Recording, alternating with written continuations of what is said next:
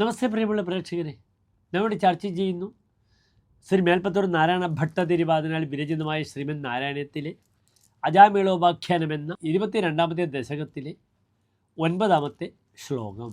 തൃണാമബുദ്ധ്യാഭിമുകുന്ദ കീർത്തനം ദഹത്യഘൗഘാൻ മഹിമാസ്യ താദൃശഃ യഥാഗ്നിരേധാംസി യദൗഷധം ഗദാൻ ഇതി പ്രഭോ ത്വത്പുരുഷാ ബഭാഷിരേ.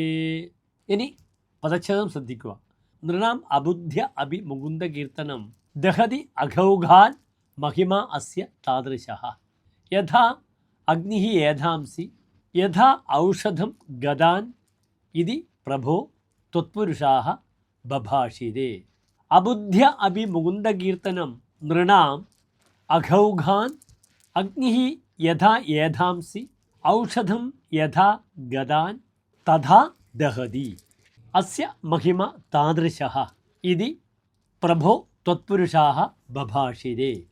വിഷ്ണു പാർഷദന്മാർ യമകിങ്കരന്മാരെ ഇപ്രകാരം പറഞ്ഞു മനസ്സിലാക്കി. മനസ്സറിയാതെയാണെങ്കിലും അജാമിനിൽ നിന്നും ഉണ്ടായ ഭഗവാന്റെ നാമോച്ചാരണം മനുഷ്യൻ്റെ എല്ലാ പാപങ്ങളെയും ദഹിപ്പിക്കുന്നു.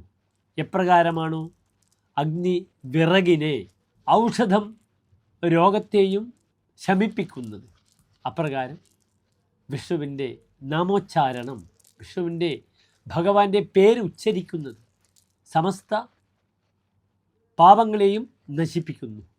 അത്ര മഹിമയാണ് ഭഗവാന്റേതെന്ന് ഇവിടെ വിഷ്ണു പാർഷദർ അറിയിക്കുന്നു.